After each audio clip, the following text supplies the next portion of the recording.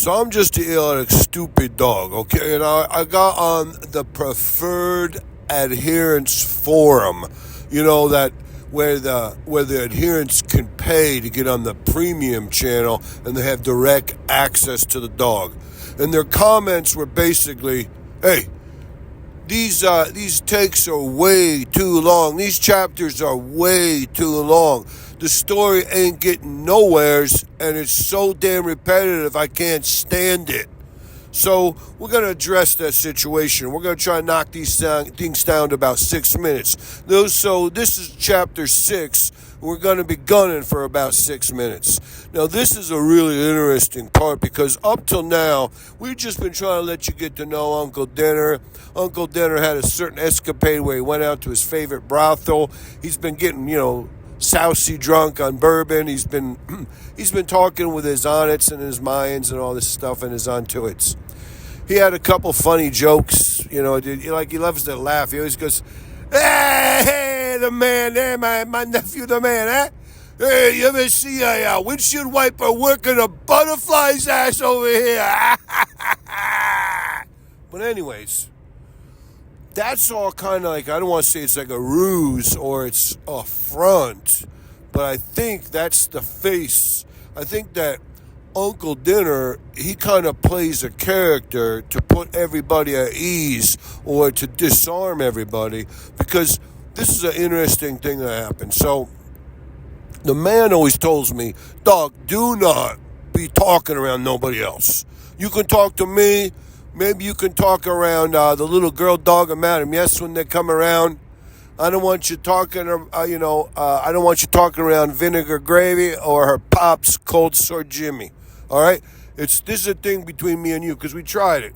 We tried to make money off it. We tried to get big. We tried to get famous. We tried to be celebrities, and we floundered. We failed, and we're just, at this point, I think we're both at the age where we should just, let things be. Let sleeping dogs lie over here. You see what I'm saying, dog?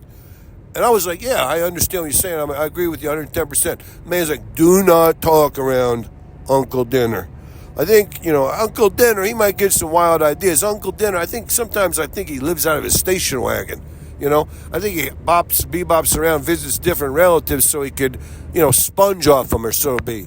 You know what I'm saying? It's like, yeah, I don't know. I get the funny feeling the one thing I will say about him, he don't change his clothes that much. He don't get stinky or nothing. I don't think he does much work, or he moves too fast. I don't think he works up a sweat too often. But, every once in a while, you got to wash your pits and your crotch, I'm a stupid dog, and I know that much, I got to lick my balls, lick my ass every once in a while to get them cleaned up a little bit, But, this guy, he's got the same pair of dungarees, the same wife beater, the same short sleeve flannel shirt on day in, day out. They're the same. They're the exact same. You can see the threads, that you can count the threads off his cuff and know, that's the same pair of dungarees. That flannel shirt looks like something, Opie Taylor would have worn back on the Andy Griffith show. It's striking. You can't make, he needs to change up his wardrobe every couple days anyway. So I got the idea that you might be right. This guy, maybe, he doesn't have too much wherewithal, so to speak. And the man, he nodded. But the man was like, do not talk around Uncle Dinner. Well, as we were sitting there having this conversation, lo and behold, I look over and I see there's a big, beautiful window opened up in the parlor room that faces out onto our big, ginormous, beautiful porch. Our porch is like a grandstand, all right? It's like a promenade almost. And there's this big, beautiful window, and the man raises it up, maybe about 12, 14 inches, let the fresh air in that way. And there's this lace curtain, old school, very old, beautiful, true lace curtain, handmade, and it billows back and forth with the languid breezes of beautiful, western Kentucky. Well, I just I look over and there's that squirrel, and I have the whole thing with the squirrel. I almost jumped up and tried to jump on that squirrel and kill it right then and there. Then I realized it was probably Uncle Dinner's squirrel, Thundertop. And that squirrel, he was giving me not the evil eye, but he was like staring right directly into my soul, because he was listening to what we were saying. And so the man, I notioned the man, I was like, hey, look over there, that's squirrel. Is that Thundertop? And the man's like, holy shit. And that window was right open, so he gets up and he creeps over.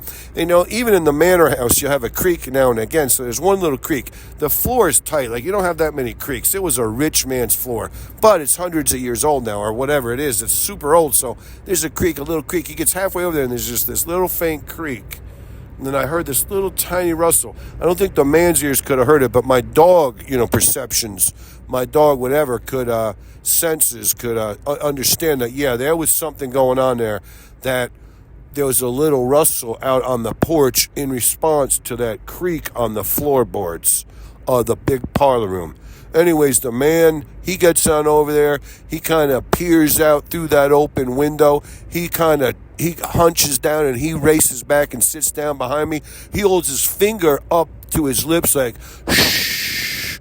Sure enough, we kind of moseyed away to another part of the manor house, and he filled me in.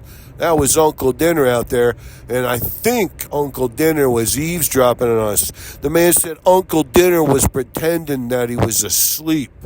But, Uncle Dinner would have felt that squirrel come out of his pocket. Uncle Dinner maybe even said, to the squirrel, hey, sneak up there, get a little bit closer reconnaissance, But we were very worried right then and there. We were trying to hide the fact that I'm a talking dog from Uncle Dinner. Well, it turns out I think maybe the jig is up. And it's a little sneaky and a little sleazy that Uncle Dinner just wanted to say, hey, what's going on, he pretended he was asleep. So anyways, this is a short chapter. This is chapter 6. And basically we're setting up the fact that Uncle Dinner, it might not be too long, and he may be plotting to be more than a spongy guest of the manor house. He might be plotting to do a little bit, get a little bit more for himself, so to speak. But we'll find out. There's going to be a lot of chapters to this story. There's going to be a lot of nuances. There's going to be a lot of back and forths. There's going to be a lot of zigs and zags and dipsy doodles. But for right now, what we're saying is something a little eerie, a little creepy. There's something a little funny going on here. But, whatever. This is chapter 6.